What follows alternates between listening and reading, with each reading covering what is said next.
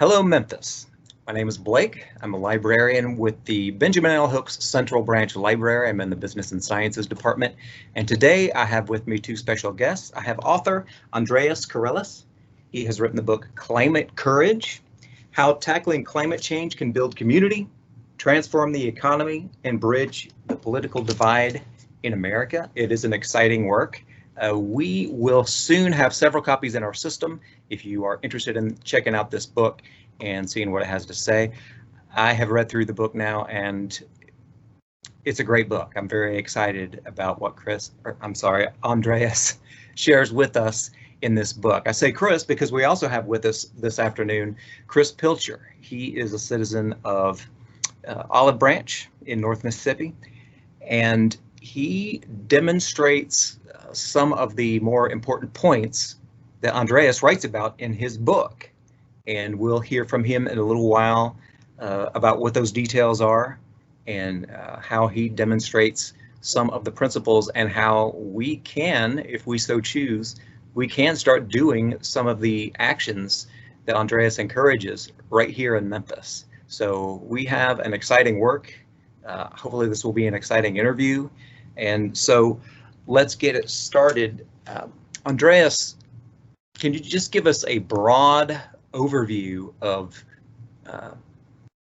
the book and why you chose to write it? Why this book right now? Yeah, thanks, Chris, and thanks for having me and everybody listening. I appreciate the opportunity. Climate Courage is really about trying to show that Americans are actually much more aligned around solving climate change, promoting clean energy, and achieving sustainability than most people realize. There's actually a lot of consensus across the political divide that we really don't realize. 85% of Americans, for example, would love to see their utility providing them with 100% clean energy, right? And there's really, in my opinion, not that many things that 85% of Americans agree on these days. And so that to me is an opportunity to help bridge the divide, help to heal the divide in America. And so I just thought that was really important to kind of share and to get that message out there. In terms of, why did I choose to write this at this time? Well, I run a clean energy nonprofit organization called Revolve, and we install solar for nonprofit organizations around the country.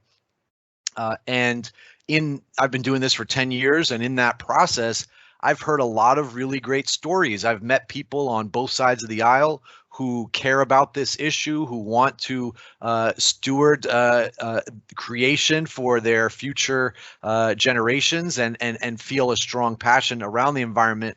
And I felt like a lot of those stories don't really get told. So Climate Courage is really a compilation of a lot of stories and really interesting initiatives that I've heard over the years that I wanted to put together and share that people can be hopeful about how we can solve the climate crisis and how we can move forward with a sustainable future. So you use that word hopeful, and I have to confess, I have for some time now, I have been one of those people that saw very little hope when it came to issues about the climate, and I have fallen victim to so many stories and movies and books and news articles and magazines about how it's going to be Armageddon, folks. The planet's just going to burn up and everybody's going to starve and the humanity is going to be gone. And you address that. It's your first, it's your first chapter in particular, isn't it, that talks about how when we talk about climate change and when we talk about our future prospects with all of this negativity, that it not only just kind of turns people off, but it gives us hope, or it takes our hope away and gives us no incentive to act. Because changing light bulbs or, driving a Prius isn't going to make any significant difference. And so we just don't act at all. Yeah, it's a really complicated, psychological question that we face as a society, because there is a very serious, very scary threat in front of us. But if that's all we talk about, then we won't feel like we can do anything about it, and people will, put up their hands, right? What can we do to help solve the crisis that's going to have a meaningful impact? And so we need to couple the information about, yes, we have a serious problem and we do need to act on it right away, with here's how you can get involved, here's what you can do, and not just your individual, actions like you mentioned, oh, I'm going to drive less or, recycle more, which are important that people do, important that enough people do to make an impact. But really, it's what can we do at the community level that can have an even bigger impact, and hopefully, if we can successfully bridge the political divide, what can we do, at the federal level, and otherwise. But really, the book focuses on the community level, not so much the individual level, because as you mentioned, that's where it can feel like a drop in the bucket, and not so much on the federal level, because frankly, it's really out of our hands.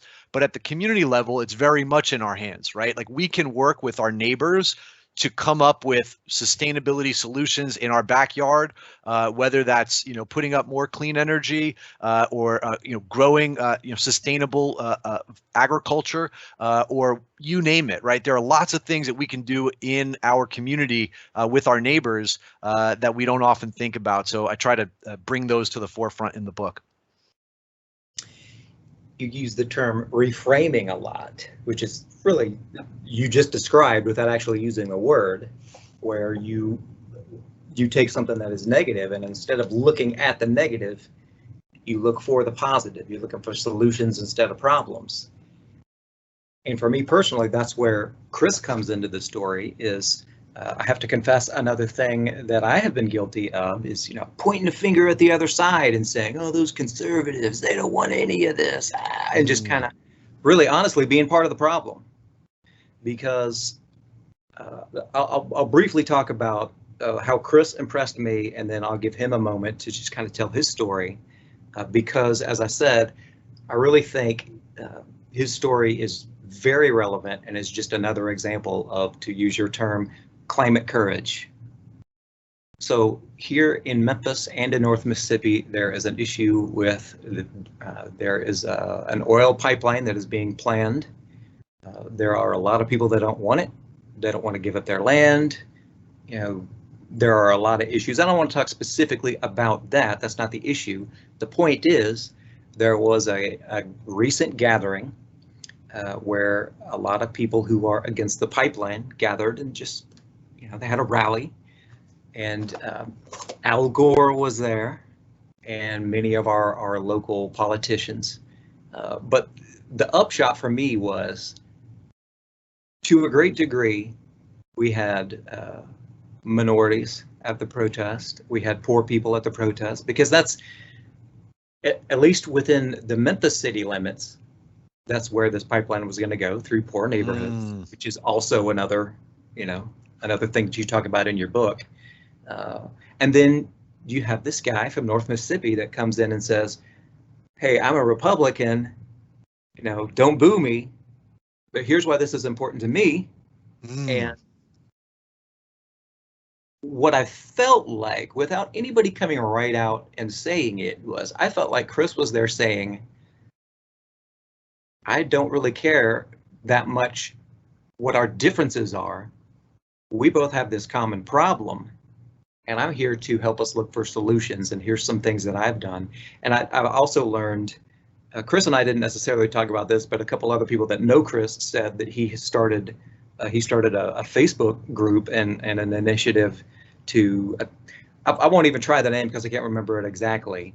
I'll let Chris talk about that, but it's basically gathering citizens of Mississippi to get together and work for improving and protecting their environment. And it was just a couple of days after seeing Chris speak at this event that I heard about your book, and I was asked to, read the book and interview you and bring you in. And I thought, well, it's strange how things are working. There must be a bigger, a bigger force that's pushing me in this direction, and bringing Chris along and introducing your work to us, Andreas. So I'm excited about all of this. And Chris, if you feel like you want to chime in here and you have something to say, please do. Yeah, sure. Andreas, nice to meet you. Yeah, what he's speaking about, we did have a rally in Memphis with MCAP, which is a community organization against the pipeline. And it's a 49-mile pipeline that's going from the Valero facility through Mississippi, North Mississippi to be exact. And I found out about that pipeline in 2019. And we've been fighting and discussing, what they're trying to do, what the impacts are to our area, as well as what the overall impact when we're looking at climate would be, right? So for me, it was a no-brainer. We don't need something like this when we've already got what we're calling the climate crisis on hand. Yeah, we're continuing to try and push things like this through these communities, and because of the bylaws and the legislation, there's nothing in there that's going to stop it at the state or even federal level for the state at this point.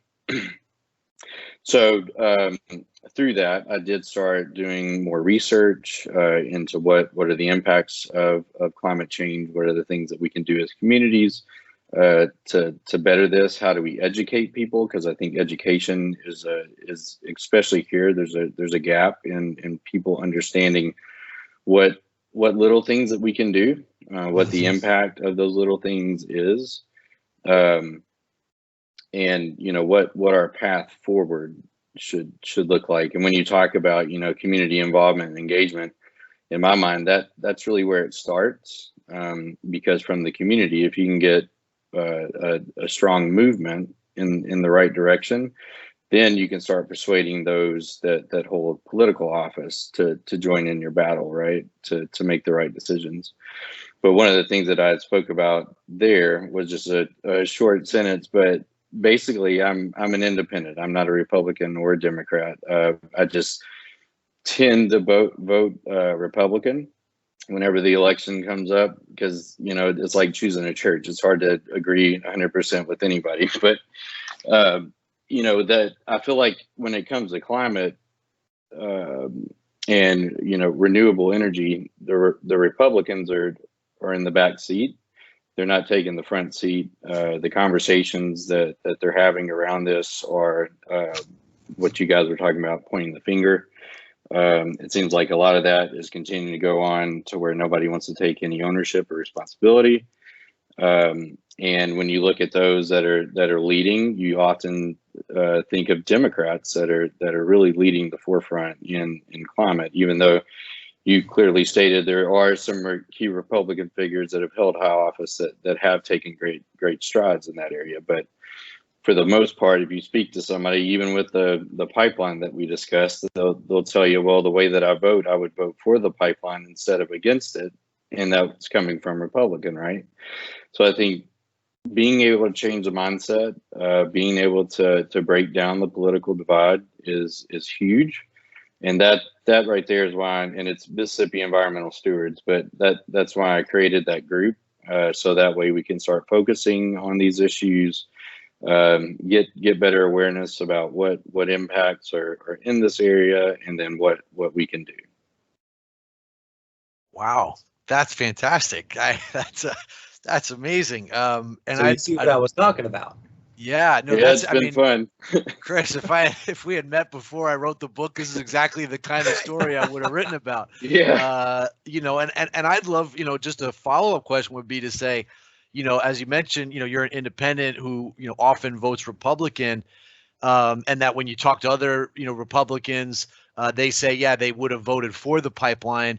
What was the evolution for you in terms of, going from, often voting Republican, but then saying, hey, wait a minute, I don't want, this pipeline, to now, starting this Mississippi Environmental Steward. Sort of what was your education around that?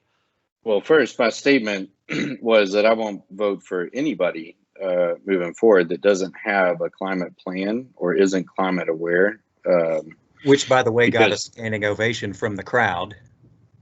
yeah, I mean, because it's important, right? I mean, it's like a war. It's a war on climate, and if people don't understand that, especially at that level when they're making decisions on our behalf, that's a problem. And I think that's really the driver of why I got involved, especially common sense stuff. And at this point, I think the science is there. We understand, what we need to do in order to make a different change, to go in a different direction. But if people just keep sitting on their hands, then that's not going to happen. Yeah. And Chris, one more follow-up question, because this is super interesting. Have you always felt this way about climate change, or was there a time where you didn't, sort of, understand the science, and then something changed, and now you've become passionate about it as you are? No, I've had strong influencers there. Before and even honestly, 2 years ago, you didn't even hear about the climate change on the news. It's been within the last 2 years that now every time you turn it on, it's, well, we have this weather pattern thanks to climate change. We're seeing higher degrees of temperatures here thanks to climate change, fires, everything else, right? So, more severe storms.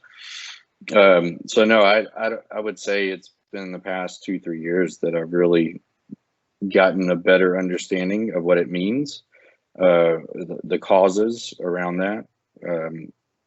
So education since then through these influencers. Yeah, and is it, when you're saying the kind of influencers, was it seeing the kind of unusual weather and hearing about it on the news that first kind of got you, hey, what's going on here? Or? Well, so that's one thing, right? But then just having conversations with people that are smarter than me, that can explain to me what the science actually means. So, and that's why I'm big on education, because I think there's a lot of people that are in the same boat, that they see something happening, but they haven't been explained to the reason why. That's so that's so great to hear. And one of the main messages in the book, in Climate Courage, comes from Katharine Hayhoe, Dr. Katharine Hayhoe, who wrote the foreword of the book, and she's a professor at Texas Tech University. She runs the climate program there, and her big thing is that 2/3 of Americans don't ever really talk about climate change, that it's sort of a taboo subject. So to hear you say that it was talking with people who knew more about the issue, having conversations, that's what kind of brought you in, that's exactly right. And the more conversations that we have, and that's why it's great that the public library is having this discussion right now, because hopefully people watching this can go home and bring up this conversation with their family member or friend or neighbor, because one of the best things that we can do to change our trajectory on climate is just start talking about it some more. Yeah, I agree. And Chris, kind of along the same lines, as I was thinking about this whole thing and going through the book and everything, one hunch that I had is that maybe another factor that may have helped you take this whole climate issue more seriously is just your personal involvement with the pipeline. Because I don't know if you just really got the book recently, so you might not have had a chance to read this particular section, but Andreas brings up a concept that somebody else came up with, that as we are making decisions and as we are taking in new information, that there is a part of our brain that is an elephant, which is like our emotions, and it's kind of like our instincts and things of that nature, our emotional decision-making process. And then there's the writer that thinks he controls the elephant, and that's our logical brain. And when things are going well and when the elephant wants to obey, the writer can make it go where it wants to go. But if the elephant gets scared or something, it's going to go off and crash and do whatever it wants to do.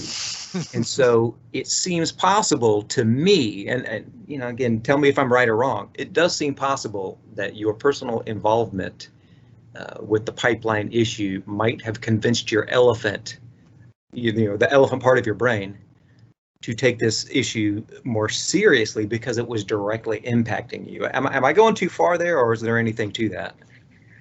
No, I think that has some substance. And I mean, anytime that you're being attacked, your first instinct is to fight back. Well, in my mind, the world is being attacked, but our first instinct isn't to fight back. Right. Right. And so Seems we're too just big of a problem. That's right. It's like a messy room. It's like, well, where do I start? Do I pick this up first, or do I focus on that? Right. Too many choices. That's right. So I think for me, it was more around understanding that North Mississippi doesn't have a good understanding of what's going on in their backyard. The realization that there's no good organization, there's no conversations going on, or there weren't any going on around the impacts in the area. I mean, the pipeline's one thing. We have an aquifer here that we need to protect as well, just like Memphis. People are talking about moving coal ash around, and there's a lot of there are a lot of issues, and I think back to community involvement. Getting everybody on the same page, getting them to understand what people are trying to do, why it's a terrible idea, and which direction that we should be moving in. I think that's key. So that was really my driver. But I'm very logical. So right. I would be willing to bet that you have some things that you are very emotionally attached to and you feel very strongly about. And that sometimes I'm guilty myself. Sometimes that elephant really takes over, and I make a decision that is not so logical. And that's an important distinction, right? Is that when Chris, like you said, when something's directly impacting us in our community, right? The people whose homes and neighborhoods we're going to be impacted by the pipeline or the aquifer, right? Like these are things that the community relies on, and all of a sudden it's being threatened by an outside entity. That's going to get our elephant going, right? It's going to say, hey, wait a minute, I need to stand up for my territory here, and that is going to engage us emotionally, and that's why climate change has been, when it's talked about at the national level or the international level, right? It's this theoretical problem. It's, well, down the road, oftentimes what we hear is down the road, in your children's generation, they're really going to feel some impacts, and but it's not so clear exactly what the impacts are going to be. Well, all of that it's vague, right? And it's down the road, and it's not impacting me directly, so it doesn't really get our emotions riled up, right? Because it's just kind of speaking to the mind, and that's where the direct impacts in the community, and also Chris, what you mentioned about us hearing it in the news because the climate is now changing, right? When we were first hearing about this 20 years ago, it was, oh, down the road, we're going to start experiencing this. Now we're seeing wildfires, hurricanes, Texas freezing over, right? We're experiencing, pipelines in our backyard, right? Threats to the aquifers, oil spills. When you experience it in your backyard and it's here and now, well, all of a sudden now my whole being, my elephant and my rider, we're on the same page, which is like, we need to stop this right away. And that's I'm glad the discussion is going in this direction, because Memphis doesn't have hurricanes. Memphis doesn't have wildfires necessarily, but you mentioned the pipeline, and this whole area is we have the best municipal water in the entire world, because there is an absolutely massive aquifer beneath the entire city and a lot of the region, and so our water is just absolutely outstanding. We don't need filters, we don't need to buy bottled water, on and on and on. And when something comes along and threatens it, most people I talk to, they feel like, as citizens of this area, that they're under attack, because we're proud of that resource, and it is a great resource. And another thing that is kind of like our hurricane or our wildfire, besides those two, is Memphis in particular, it's a majority black city, and there's there's an unusually high amount of poverty. And so power, utilities is often an issue. And a lot of people struggle to keep up, with their power bills. And then, when a storm comes, there are certain areas of town that really get their electricity knocked out way too easily, and then they have to wait forever. And it's an untenable situation. And so reading through what you have written, I get really inspired about the possibilities of microgrids and, helping people get energy independence. Absolutely. Helping it really go wide, but especially to those people that most acutely feel the issues today. Because in any given year, there's probably 2 or 3 times a year where they have to go without electricity because of a storm or non-payment or, some other issue. So absolutely, they have a real vested interest in that sort of thing. Absolutely. No, we are seeing, increased blackouts, right? Across the country due to weather related issues. But also, around this idea of energy justice and energy poverty, right? I mean, if you think about it, if we all pay the same amount for electricity and, let's say we use more or less the same amount as our neighbor, but if I'm a low income resident, I'm spending a much higher percentage of my income on electricity than my neighbor is, right? So the neighbor might not think too much about, how high the electricity cost is, but if I'm making a lot less money, then, you might be spending, a significant portion of your paycheck every month on keeping the lights on. And so that's particularly, relevant in communities that low income and communities.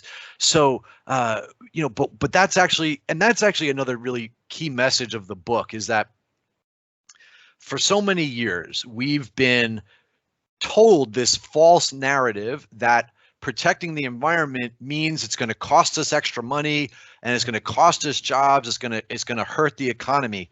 Well, I'm here to tell you that as somebody who's been in the space, I've been working in the solar industry for over 10 years. And in the last 10 years, the cost of solar energy has dropped 90%, right? 90% in the last 10 years. And in addition, there's more people working in solar energy alone, not even wind and all the rest of the renewable energy, just solar. There's twice as many people working in solar as there are in the rest of the fossil fuel industry working on electricity generation, right? So the number of jobs that's created by renewable energy, the amount of savings is just phenomenal.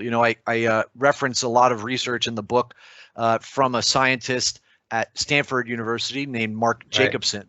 And he points out that if he comes up with a roadmap for how all 50 states could go 100% renewable energy.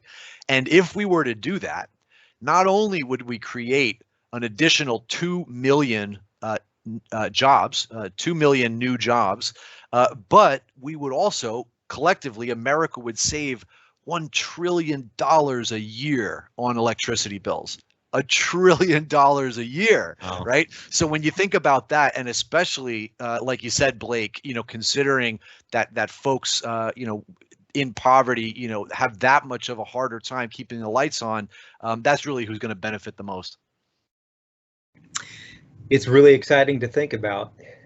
We did kind of skip over one little section of the book early on about the whole, the chapter's called Climate Confusion. I don't think we really touched on that very much, but do you still run into a lot of people that think that there is any level of uncertainty about climate science? Yes, there is. So, thankfully it's moving in the right direction, meaning, more Americans every year are understanding that climate change is real and it's caused by humans. Right now, it's about 67%. So over 2/3 of Americans recognize the reality and understand that it's caused by humans.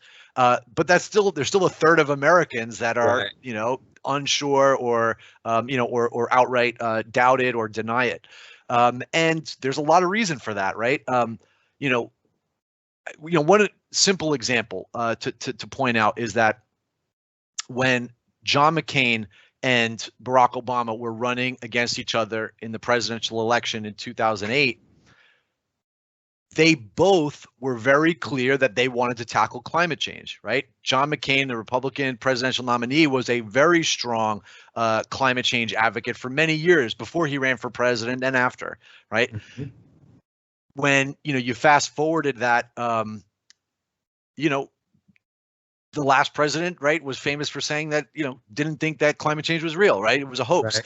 So that's changed. How did that change? How did we go backwards in terms of, we've got national elected officials on both sides saying, yes, we need to solve this, to now it's just the Democrats that want to solve it, the Republicans ignore it. Well, it's a lot of money, right? There's a lot of money from the fossil fuel industry that has been pumped into creating misinformation campaigns from the very beginning. In fact, one of the things that was really interesting for me as I was researching the book was to see that the fossil fuel industry, American Petroleum Institute and Exxon and other fossil fuel giants, back in the 60s and 70s, when climate science was first becoming a sort of talked about in the scientific community, they hired their own scientists to do climate models. And they actually came up with very accurate models. I mean, they basically said, yeah, we think we're going to hit 400 parts per million carbon in the atmosphere in and around the year 2000. They were only off by a couple years. So they actually knew, back then, 30, 40 years ago, how impactful it was going to be, right? But instead of sharing that information with their shareholders and with the public, with their consumers, people who buy and use their products, instead they pumped a lot of money into misinformation campaigns where they basically, in fact, they actually hired, if you think about tobacco, you think about the cigarette companies, the tobacco industry, when the scientists came out, when the health community came out and said, look, we know that smoking cigarettes cause cancer, right? What did the tobacco industry do? They didn't necessarily try to say that's not true. They hired consultants to come up with a misinformation campaign. They said, well, we're just not sure, right? There's a lot of doubt. There's uncertainty about whether or not cigarette smoke can be linked to cancer. The fossil fuel industry hired the same guys, not even a similar company. They hired the same consultants. Same consultants were working on, they had, tobacco on one side of their desk and the fossil fuel fighting climate change on the other side of their desk. So they ran the same playbook of how do you do large scale misinformation campaigns to convince the American public that there's uncertainty in the scientific community. And they've been doing it so well that's why we still have a third of Americans that don't believe it. On the other side, you also have a lot of lobbying, right? You've got, millions and millions of dollars every year at the local, city, state, and federal level that are being pumped in. And here's the interesting thing that I found out, which was a surprise. Not just to the Republican Party, but also to the Democratic Party. Right? Oh, yeah. Both sides are getting paid by the fossil fuel lobby to fight or slow down, their efforts on solving climate change. So that, basically, why aren't we, when LBJ was president, the scientists in the White House put a report on his desk in the late 1960s that explained the climate crisis, right? It's been over half a century. Why haven't we solved it? The answer is because the fossil fuel industry poured a whole lot of money in to keeping their products, available and keeping the public misinformed. So, in a word, is there legitimate reason to doubt the climate science? Not at all. No, there has been overwhelming, scientific consensus, and then they do studies about the scientific consensus. So of published journals in scientific publications, over 98% of publications are absolutely clear that climate change is real, is caused by humans. It is beyond a shadow of a doubt. It has been for decades. Any sort of any information contrary to that is you have to ask yourself, okay, who's behind this, right? Because it's really it's absolutely, the scientific community is absolutely clear. Mm-hmm.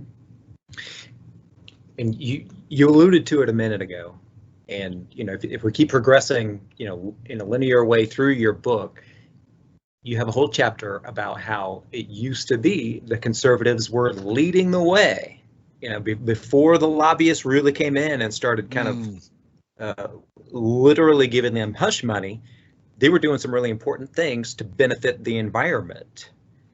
Absolutely. I mean, Teddy Roosevelt, was the first sort of, really embodied that conservative politics meant conservation, right? And created what would become the national park system, right? And all of the lands. I mean, and it's actually really a marvel, because the United States was the first country in the world to have that concept of protecting wild lands and allowing it to be accessible. So that's kind of the history that you come from. And then you fast forward, Richard Nixon, started the EPA, the Clean Water Act and Air Act.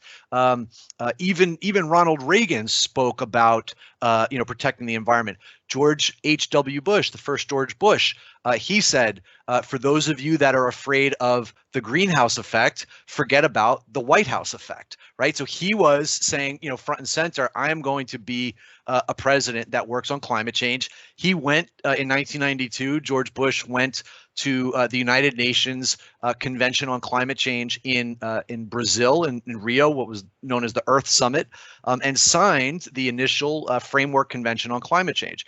So again, to think of where we were in 1992, where a Republican president is saying, this is not a partisan issue. This is all Americans care about our planet. And America is has been a leader. The Republican Party has been a leader on environmental issues, and we're going to continue to be. And to think of how far we've diverged from that, even since 1992, is really, it's mind-boggling, and it also goes to show how much influence the fossil fuel industry really has.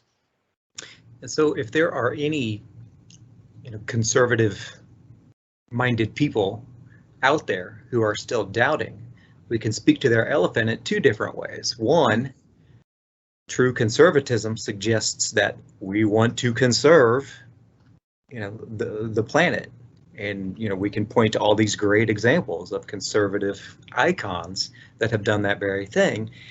And then on to the next point that you make, that it makes, especially these days, it makes perfect economic sense to enact climate-friendly policies. Jobs.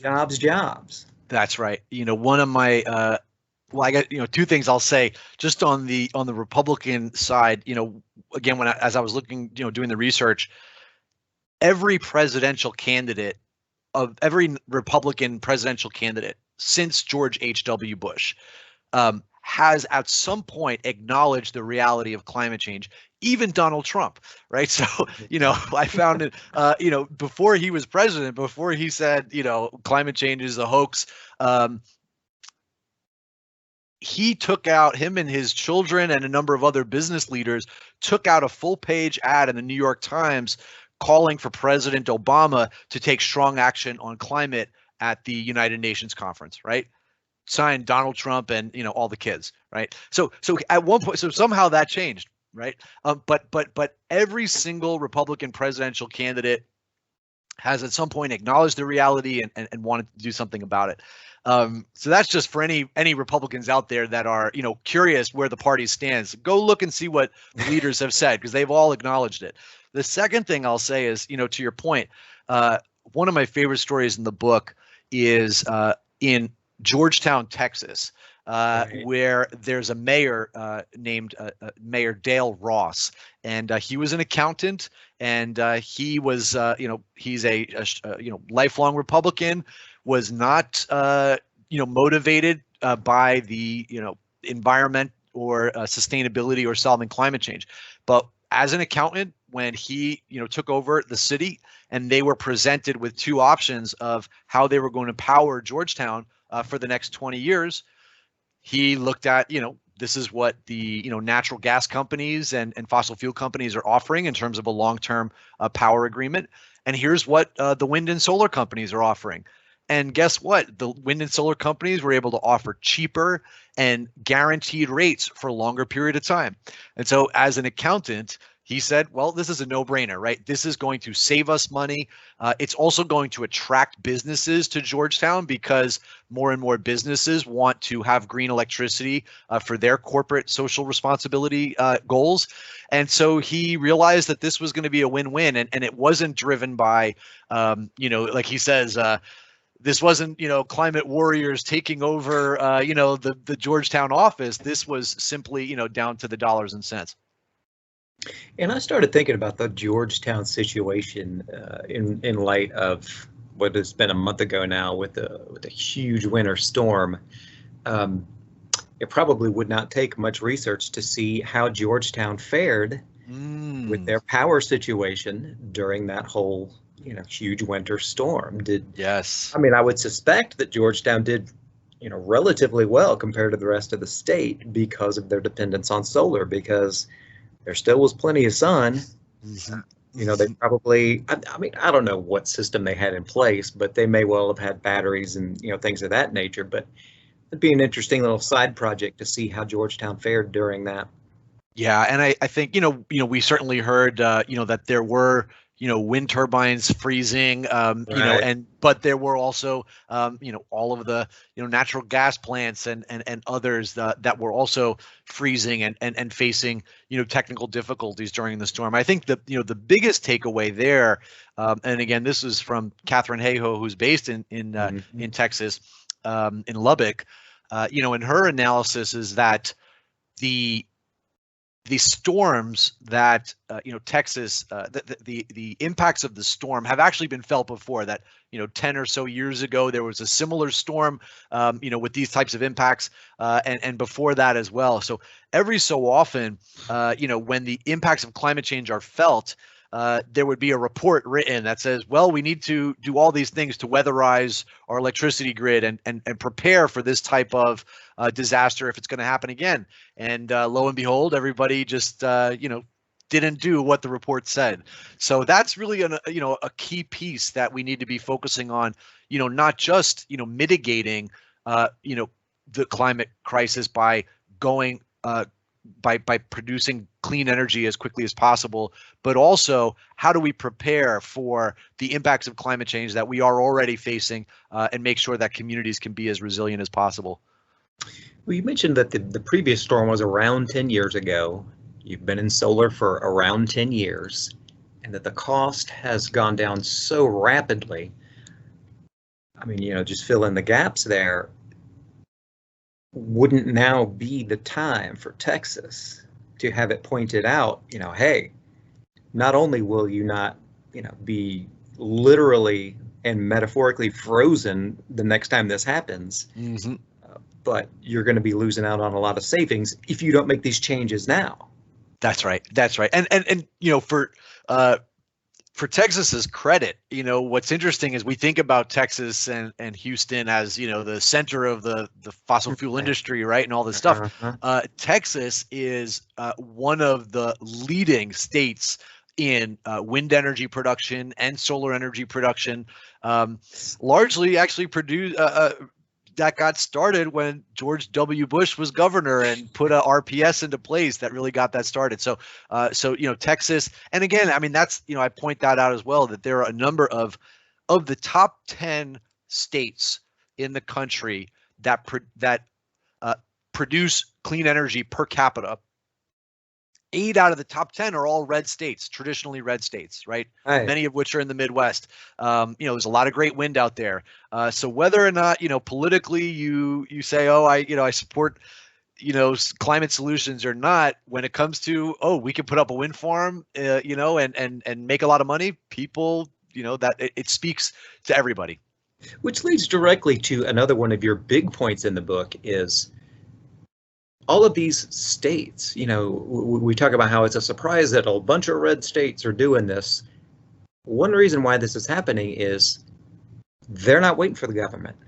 They are seeing that it makes sense on several levels, maybe in some cases chiefly because financially it makes a lot of sense.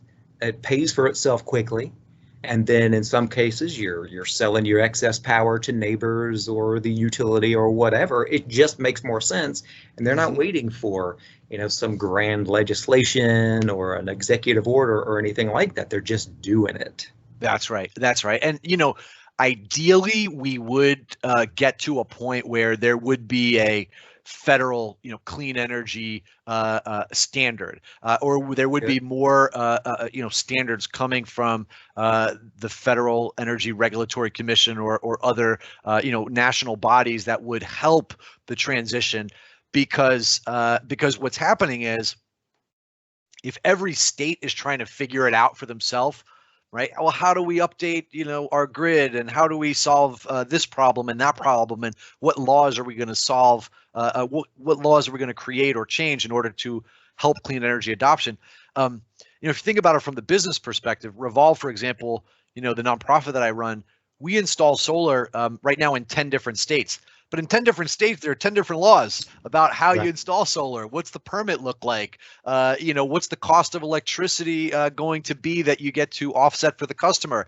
So it really requires, especially for businesses that are looking to help scale clean energy deployment, when you have to go on a state-by-state basis, it makes it a lot harder. And it also makes it a lot easier for the fossil fuel industry to go in state by state, and believe me, they do. They hire consultants to go in and fight, with sort of ready-made legislation to fight the clean energy sort of advances that are trying to happen at the local level. So ideally we would get to some national standard around clean energy, but in the meantime, it is absolutely, we can't wait for the federal government. We have to move as quickly as we can at the local level to use the resources that we have in our backyard and make the transition as quick as possible. Hey, Blake, can I ask a quick question? Oh, yeah. And then I've got to drop for another meeting, but Andreas, when, for your solar division, are you seeing that most people are going 100% off grid, or are they moving in more of a hybrid approach? Yeah, Chris. So we're most of the time, in fact, all of our projects so far are grid tied, right? So they're not going off the grid, although we are getting a lot more requests for battery storage and microgrids and that sort of new wave of technology that is coming down in cost and will provide a lot more resilience for the community. But at the moment, what most folks do is they go solar. Let's say it covers 100% of their usage over the course of a year. Really, what that looks like is during the daytime, it's when the sun is shining, it's producing excess electricity than they could use at that time. So they sell it back to the grid, and the utility gives them a credit. And then at night, they're pulling that power back basically from the grid. So that's most often how it's done. Okay, thanks. Chris, thanks so much for joining us today. It was very valuable to have your input, and thank you. Talk again soon. All right. Thanks, Chris. Bye. Great meeting you. Yep. So I mentioned it a little bit earlier about how I feel like this city, Memphis, and really this whole region could, in so many ways, benefit from the different initiatives that you speak of in the book. But one in particular is, bringing jobs to the city would just be outstanding. And you talk about everything from manufacturing to installation and, on and on. And that's something that this city could really get behind. And that's one of the things that has me so excited about this work. Absolutely. No, I couldn't agree more. I've been to Memphis once. I was on a road trip and I stopped in Memphis and I visited. I loved the city. I absolutely had a fantastic time. And I got to visit the Civil Rights Museum. And to this day, it's the most incredible museum that I've ever been to. Had the biggest impact on me out of any museum I've ever been to.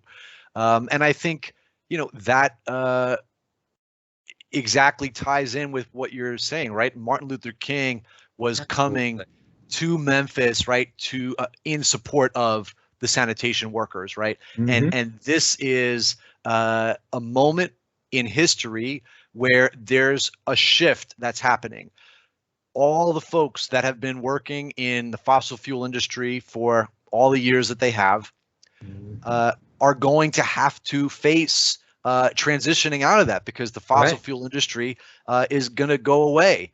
And we also have this big opportunity, which is there are going to be a lot of new jobs that are needed in solar installation, in energy efficiency, weatherization, manufacturing of sustainable goods, of electric cars and electrifying transportation, batteries, all of these things, right? We're seeing, one of the things I talk about in the book is that Tesla, has built not just one, but two what they call gigafactories, and that are employing tremendous amounts of people. One is in Nevada, and one is in upstate New York, in Buffalo, and they also have a factory in California, in Fremont. How many industries are really bringing manufacturing back to the United States? Right. Not many, right? But clean energy is one of them. And so we absolutely, and that's actually one of the things that I'm really excited about, that I've seen from the Biden administration, is that they are going to be investing in infrastructure, right? How do we rebuild America, and how do we do so in a sustainable way? And so these are the opportunities. We really need to be thinking about what are those job training programs, so that we can bring folks that are unemployed or will be unemployed as we switch from fossil fuels to clean energy, and how do we get them up to speed so that they can become the solar and wind and clean energy workers of the future. But I'll say again, with solar, one of the fastest growing job sectors in the country. It's growing 12 times the national average of other industries. And like I said, twice as many workers just in solar than there are in the fossil fuel industry that work in electricity generation. So that's the opportunity that we have in front of us. Put America back to work, create jobs, save money on our electricity bills, and oh, by the way, we'll also solve the climate crisis. So a couple of things I want to tag on to what you said there. You mentioned civil rights. Of course, that's always a big issue here in Memphis for many different reasons. But two things about specific to this issue, why civil rights is important. One, the climate crisis hits the poor first. Whether it's Hurricane Katrina or refugees from other countries where their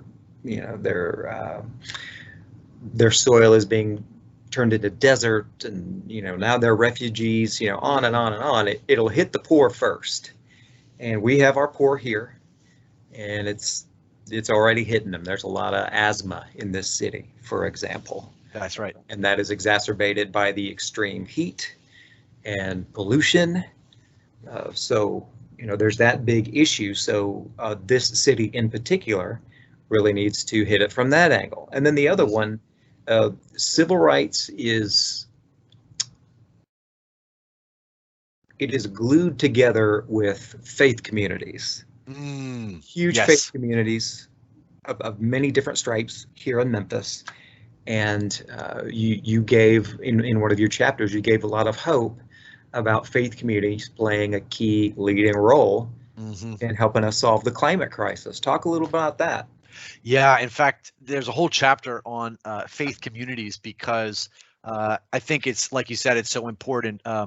We've seen, like with the civil rights movement, like with the abolition movement, we've seen, like women's suffrage, with every movement that we've seen in the United States, and frankly, I would go so far as to say around the world, Right. It's when the faith community gets involved and says, this is a moral issue, we need to get behind this, that's when the tide really begins to change. And so what we're seeing is that increasingly faith communities of all different denominations are taking the lead and saying, if we look at if we look at it from a theological perspective, if we look at what our religion says about taking care of the earth, about protecting the environment, about being good stewards for creation, then they are all finding there is a lot here that talks about, in order for us to do right, what we need to do is step up and speak up for the planet and solving the climate crisis, as well as making sure that those that didn't contribute to the problem, that are getting hit first and worst, right, are being protected. Making sure that we're protecting the vulnerable among us, right, is very much in line with many spiritual traditions and religious values. So for example, there's an organization called Green the Church, Right. And Pastor Ambrose Carroll is working particularly with African American churches around the country, helping them to go solar and put in community gardens and do all sorts of clean energy and sustainability initiatives in their community, because and also the church is an important part of the community. It's also oftentimes a building that's owned by the community, right? They're usually the church themselves is owned, so you can put solar on it and you can do these things and help to demonstrate to the community how important that is. So that's and of course there are many other organizations, Interfaith Power and Light. I mentioned a group in Wisconsin called Wisconsin Green Muslims, that's working on this as well, and they all have a similar goal, which is how do we get our faith to kind of take this issue and say this is a part of who we are, and we stand up for this, and we're going to take action around it. As evangelicals as well. I mean, that's, Catherine Hayhoe, who wrote the foreword of the book. She herself is an evangelical Christian, is on the board of many of these environmental evangelical organizations, because many of them are changing their minds about this issue. And so the more that speak out, the more are willing to change their minds. And that's really a positive development. Really, really is. And the encyclical a few years ago. Right. The Pope, when the Pope says, hey, That's to all the a big millions one. of Catholics around the world, Right. this, and interestingly too, with the Pope, is that the encyclical was about climate change as well as inequality and tied the two. Exactly. Man, I feel kind of like we're running out of time, but there's still so much more to talk about. Oh, sure. Man, energy independence is such a huge thing. You go on, I guess, probably with the time we have left, let's get practical for a minute. You talk about how in the areas where you see the most impact, you see the most positive change, it's not an individual doing something. It's communities, it's organizations coming together for a common good. Something along the lines of, Chris, joining together with people that in other ways he doesn't agree with, but in important ways he does agree with. Yes. And everybody's elephants are getting together. Talk a little bit about community and its role in this whole thing. Yeah, absolutely. One of the important, concepts in fighting climate change is that it's not a silver bullet. There's no one solution that's going to solve the problem. It's silver buckshot. There's going to be lots of different solutions that need to be implemented, and that pertain to the local area.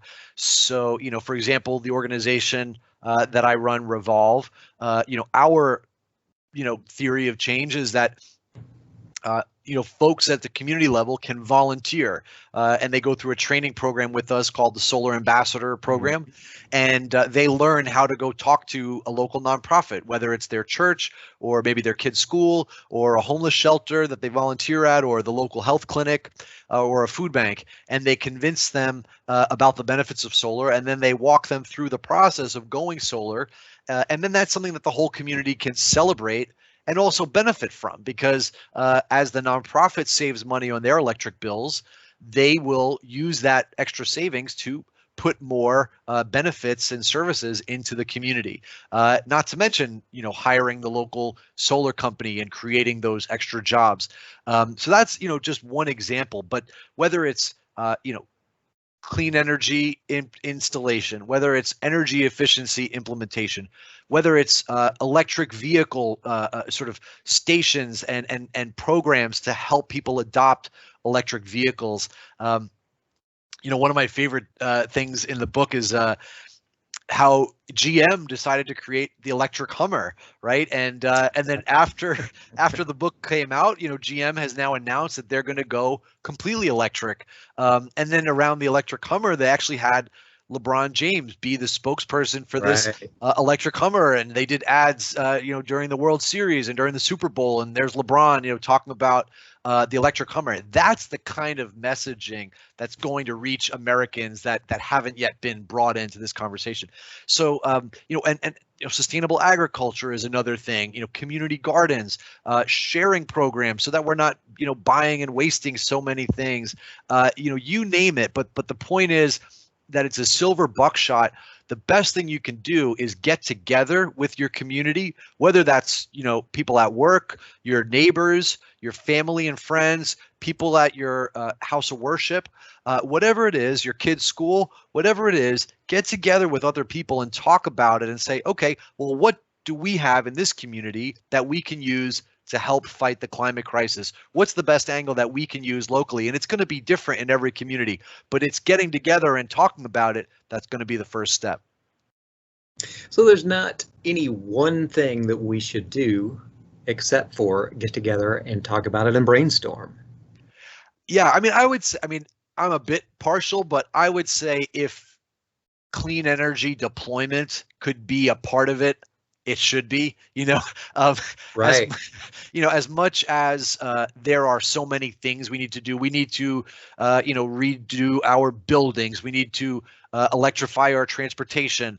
We need to come up with more sustainable agriculture practices. We need to think about housing and how do we densify cities. There are so many things that we do need to do at the municipal level. But because clean energy has come down in cost as quickly as it has, it's really low-hanging fruit. It's the biggest low-hanging fruit that we have in solving the climate crisis, is deploying clean energy as quickly and as equitably as possible.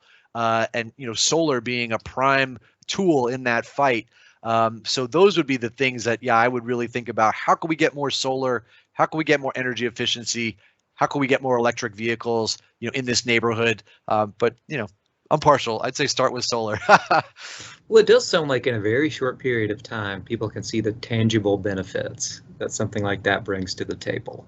100%. Not only the climate benefit, but the other benefits as well. On day one, the nonprofits that go solar with revolve around the country, they're saving 15% on their electricity bills on day one, and they didn't have to pay anything down. They get to, keep the system at the end of their term, and they get free maintenance during the whole time. They get to go solar for free and start saving money. Who doesn't like that? Yeah, that's rapid benefit for sure. Well, we are getting pretty close to an hour. So I think we probably should wrap it up. Is there any parting words before we wrap it up? I would just say, Blake, that, climate change is a real problem, and we have to look it squarely in the face, and we have to find our courage in order to solve it. It's not going to get solved by anybody in Washington alone. It's not going to get solved, by any corporations that are going to solve it or any billionaires that are going to solve it for us. That's not going to happen. We as Americans need to come together at the community level and think, okay, let's put our hats on, our brainstorming hats on. How can we make a real change in our community, and get started, right? Take an action, whatever it is, small, simple actions to get started, because once you start seeing the benefits, then it's going to spiral. It's going to build momentum, and then your community and the next community and the next community will all start doing it, and that's how we're going to get there. Well, toward the end of the book, you unwittingly used a phrase that is really important to Memphians. You were talking about American ingenuity and how we have the wherewithal to get this whole thing done. And you said one thing that Americans have in abundance is grit. Well, one of the phrases that has become very popular in Memphis over the past 10, 15 years because of the Memphis Grizzlies, the NBA team, is grit and grind. Yes. We talk about grit and grind all the time here in Memphis, and it is a statement of pride. Yes. And so this city has the wherewithal to make a lot of serious, a lot of really impactful steps. And reading through your book, I just saw example after example of things that we could realistically do in this city to make a massive difference. So that's right. I personally thank you for writing this book. And I think I will probably be seeking you out again soon to kind of get some ideas of how we can implement some of this stuff here in this city, because I'm excited after reading your book. Well, that's fantastic, and Blake, I'm so honored that you enjoyed it, and thanks for the kind words, and really thanks to you and the library for featuring it and for sharing it with the folks in Memphis, so that so folks can read it. I'm really honored. All right. Well, again, Memphis, the book is Climate Courage by Andreas Karelas, and you will soon be able to check it out from the Memphis Public Library. It's several different branches. There are, all the usual suspects where you can buy the book yourself if you are so inclined. So Andreas has been our guest today. Thank you so much for your time. Hopefully you'll come back to Memphis again soon, and yes, we can show you some more hospitality. I would love that. Thanks so much, Blake. Really appreciate it. This has been a pleasure. All right. Thank you.